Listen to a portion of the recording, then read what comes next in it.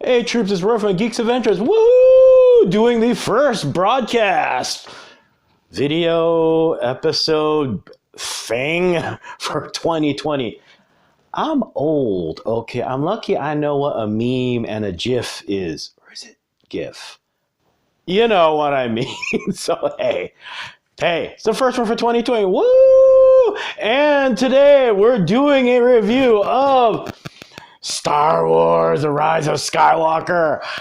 Yeah, I know this is late. I know. It's the holidays. It's been busy. Tiring. So yeah, I mean, at this point, I'm not too sure how applicable. I guess it still is applicable at this point, but spoiler shield, okay? So let's just get this thing going. So what is the non-spoiler filled review? And you're going, oh crap, Roy, what the hell? The movie's fun. I do want to see it again. Perfect. Unless you're Return of the King, trilogies tend to get a little shaky. But overall, as a wrap up to everything, no, it's not. I know this is sounding like a really backhanded compliment, but not perfect. But it's a fun movie. It wraps up a lot of things that left you going, what? Huh? Unfortunately, it still leaves a lot of things where you're still going, what? Huh? But you know, it's cool. And actually, one of the nice things is that, you know what? Having Palpatine around made sense. So there. Okay. Spoiler shield. Okay. Are we cool? You sure? No screaming and yelling. You've been warned. All right. Okay. All bets are off. So yeah, like I said, the backhanded compliment that I'm still kind of going, well, a kind of interesting sign of my feelings about the movie. The fact that as I was working on the reviews, the notes were pretty easy because these were just general ideas that had kind of glued themselves in my head. I actually had to read a synopsis a bit ago of the film to remember the flow of everything. And you will notice that I'm not even going to try. Usually, you know, I'm doing the little synopsis of how the film goes and all that kind of junk. Not even going to bother.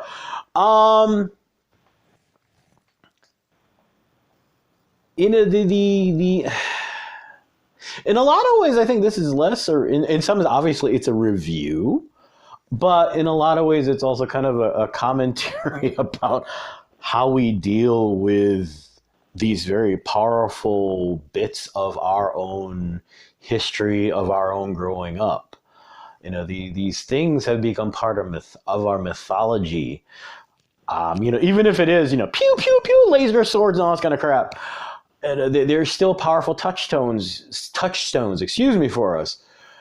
So reactions, I mean, y'all have seen everything. I mean, now you've heard the newest thing about, there's a J.J. Abrams cut. And it's like, holy crap, this is just never going to end, is it?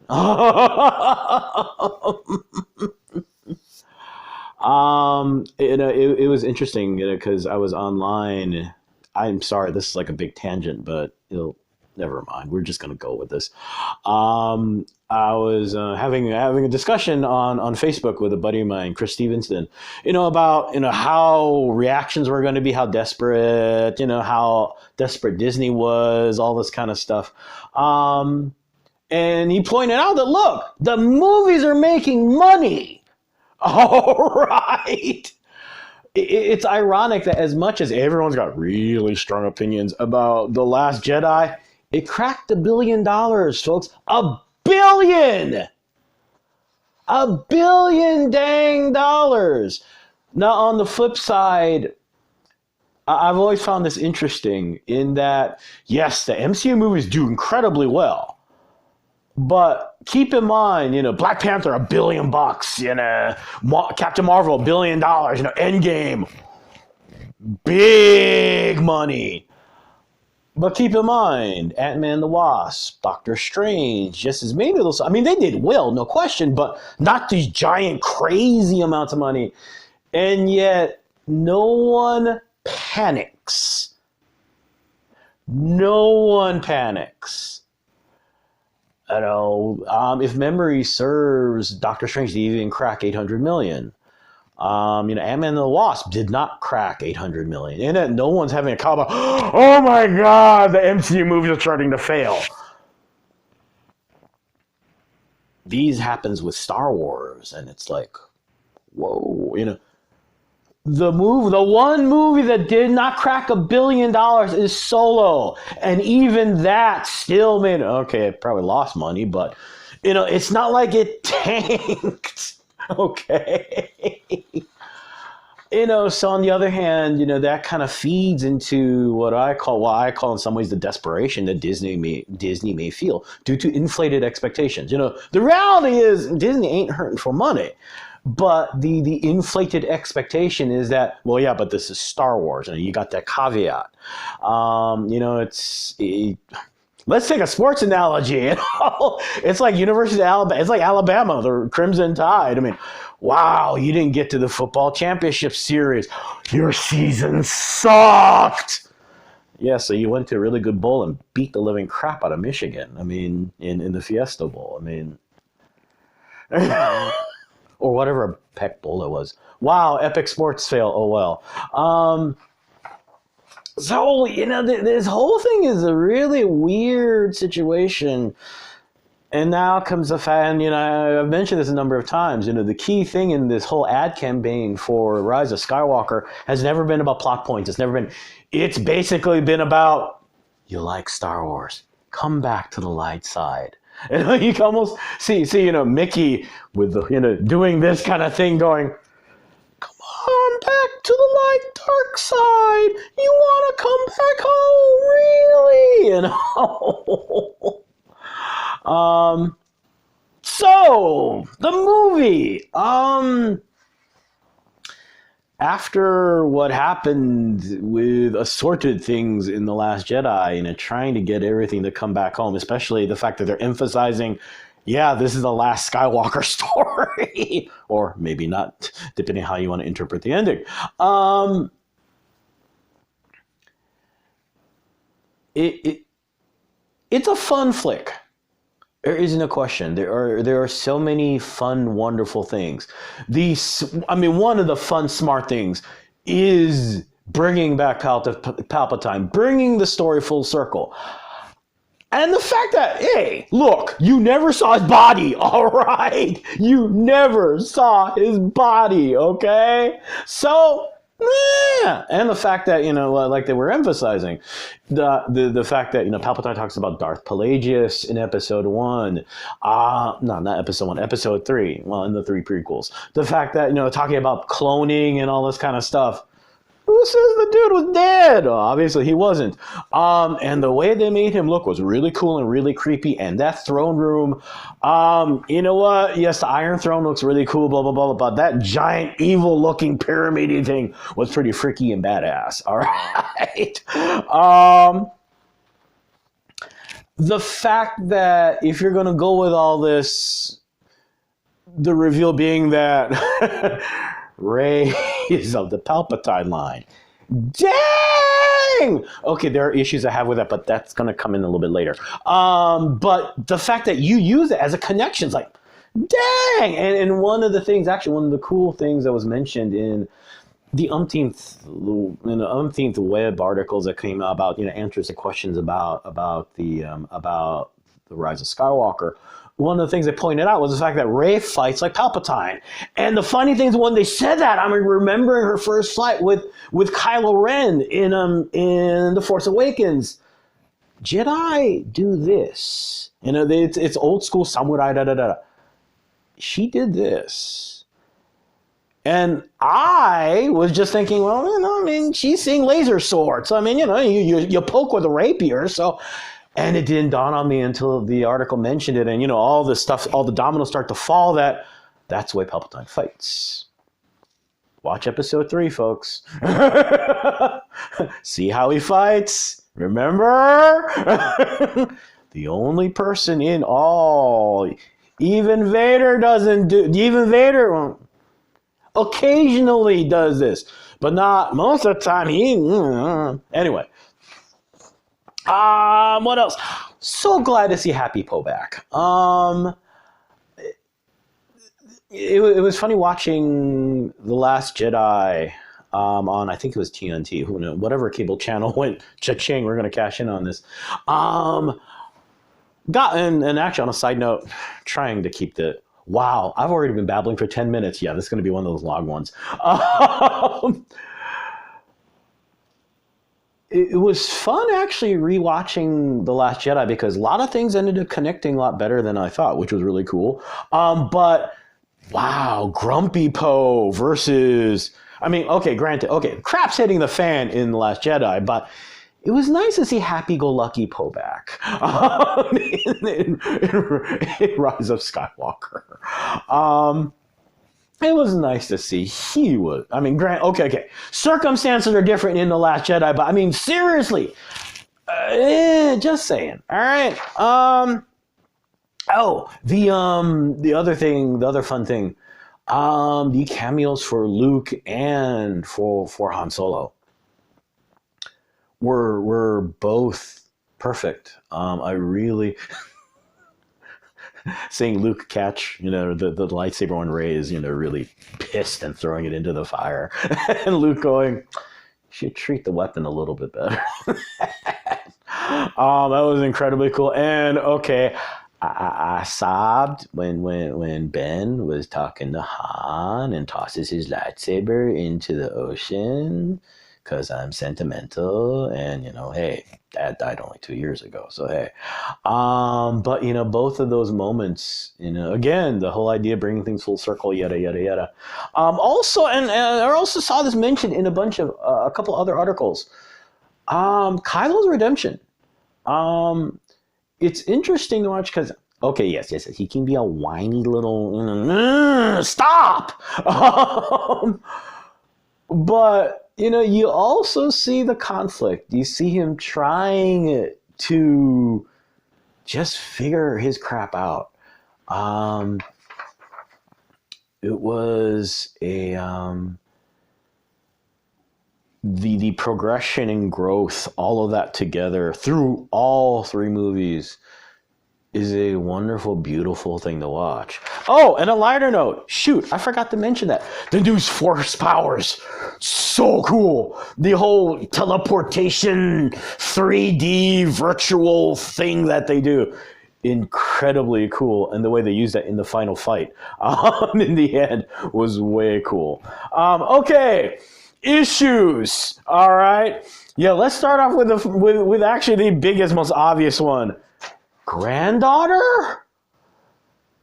When did Palpatine sign to start having a son and all this kind of stuff? Now, on the flip side, Trek fans are all going, yeah, that never happens here. Wow, mysterious relatives that just kind of pop up out of nowhere. Spock going, shut up. I just stop. Don't want to hear. I mean, if they'd said a clone, okay, somehow you stole Leia's hair. I mean, but granddaughter? I mean, the Palpatine line, okay, but is there some major side story of Palpatine seeing an intern and going, "Hey, what's up, girl? How's it going?"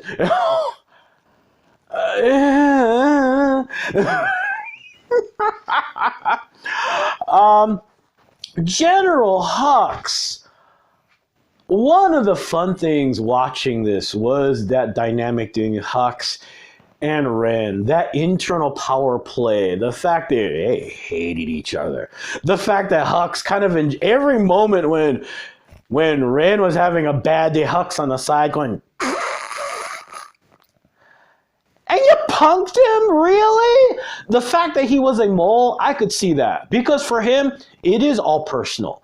For him, it is, look, you screw him, look, you know what? We will negotiate, negotiate what happens to me when this is all over. It makes sense, but you created this really cool, ratty little son of a gun, and how you killed him? Oh, not cool. Then again, Boba Fett was punked in the worst way of in all of sci-fi in Return of the Jedi. So, hey. What else? The Knights of Ren. Guys, come on. These cool, helmeted, carrying big melee weapons, blah, blah, blah, blah, blah, blah, blah. So basically, through the whole movie, their job was to march, look all intimidating and bad and all stuff, and then Ben kicks the crap out of you guys 5-1. Really? And also there's more always, but Rose, dudes, really? I mean, no, you cannot focus everything on every big character, et cetera, et cetera, et cetera. But the issue becomes you made a big deal about the relationship between her and Finn, and then she suddenly becomes, token Asian background character 75. Let's be blunt, that's kind of what it turned into. All right. Oops. You go from, hey, I'm a major player to not so much. Just saying, guys. Wow, 16 minutes. Okay, not quite as nightmarish as I thought. So in the end, it's not perfect. There are nothing ever is. It's a statement. Yeah, might be harping on this more.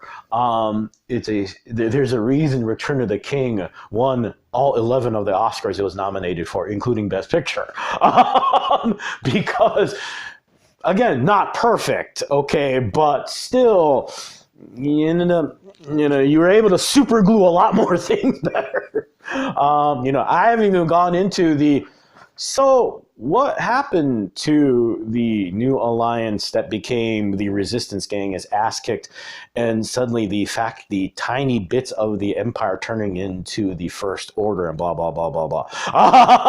Didn't even go into that explanation of that. But anyway, to try and bring this all full circle. Wow, there's a lot of this circle of life thing going on, isn't it? Hey, surprise, surprise. Not intentional, was it? Nah. Anyway,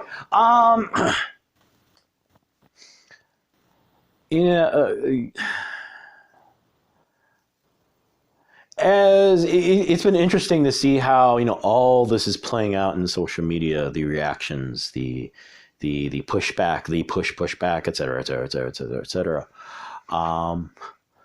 But in the midst of all this, also a lot of people reminding you, these stories really were kind of meant for kids, which is, again, one of the interesting issues that the whole series and all of this comes up. Because, yeah, you're right.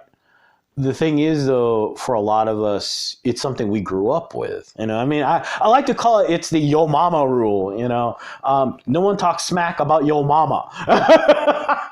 Kind of like this, to see people kind of what you think is ruining it or putting it in directions you don't think it should. There are all these questions about what the ownership is, about all this stuff. It goes on and on and on, which is a long 80-minute podcast in of itself. But to get back to what this is all about, it's a fun movie. It is a fun movie. The beauty of it is that they really tried very hard to bring it full circle, not just to tie up loose ends, but and a reminder that this is about new things, fresh things, new directions. And when Rey takes on the last name of Skywalker, and it's an honorarium. And the fact that she buries Leia's and Luke's, actually. Okay, nitpicky Star Wars moment here. Actually, that brings up actually something I wanted to mention about issues with the movie. Y'all never explained how the heck you got that lightsaber, okay? And y'all made a big deal out of it. If you're going to make a big deal out of it, that means you need to explain it. Because if it's not a big deal, you shouldn't have brought it up in the first place. Sorry, being nitpicky and going out of sequence of how this whole thing was developing. Anyway, okay, nitpicking thing number 2. Technically, that's Anakin's lightsaber. It's not Luke's, never was. The green one, that is Luke's, which, again, actually does beg the question what happened to it. But anyway, the fact that she buries it in the whole symbolism going back to the Lars homestead, which kind of was Luke's home, burying it and building her own yellow-bladed lightsaber. That's kind of cool. And, hopefully it's a sign of where else the story goes. We'll see. It's an interesting time right now because, as much as everyone's kind of freaking out about the Rise of Skywalker, on the flip side, the Mandalorian is like just... That was funny, that Tuesday after the Baby Yoda episode. I mean, the whole idea of spoiler shields and all this kind of junk, all that crap got thrown out the window because all of a sudden I'm like, I'm on Facebook going, Baby Yoda? What are you talking about? Whoa. There's another one. Huh. Which in of itself is also another subject for the podcast. So, there's a lot. Actually, it's like Trek. As much as, you wonder, what do people want? Not just for fans, for everybody. Not just for fans, for everyone. For people who want to see good storytelling that goes in funky directions. Discovery and now Picard, that helped to rejuvenate, just stop talking about the goddamn movie, all right? Just create stories for us so that, we can hold on to that and be excited and be thankful and just find some joy in it. And, it's kind of the same thing with Star Wars right now. I think there's been so much obsession with trying to get the continuity right, get the canon right, all this stuff that we've forgotten that a lot of this has to do with stories that gave us joy. And, I think in a lot of ways that was the best thing The Mandalorian did, is that, you took all of that baggage and went, you know what, we're going to go this way. And actually that was also part of the joy of Rogue One. You stepped away, you pushed back all of this stuff, all of this history, all this, Mara Jade and Lumia and what happened to the twins and blah, all of this noise, you pushed it away and focused on, let's create something that's going to be cool. And hopefully, and actually that's probably the best thing that can come from ending this for at least a little while, is to just find a story and to latch onto it and go, yeah. So we'll see. Anyway, I'm going to go because holy cow, it's 24 minutes.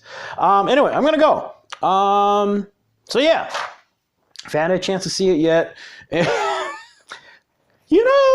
gotta pay for the Fox acquisition, so cha-ching! Anyway, hey, hope y'all had a good New Year's. Talk about stories and getting a flashback to Obi-Wan in episode 4, talking about the dark times. If you're paying attention to news right now, oh boy. which may be in some ways why that might actually be another reason for a lot of this pushback. Trying to find something familiar, something to hold on to at times like this, and to see it kind of get wrecked. It's like, no! I know. But sometimes you need something new. Anyway, I'm going to go before this gets really, really, really, really sentimental. Hey, y'all stay dry out there. Well, at least in Clintonville and Columbus, Ohio in general, it's pretty soggy right now. May the force be with you. And may the odds be in your favor. And as always, be good to each other, okay, peeps. Peace. Bye.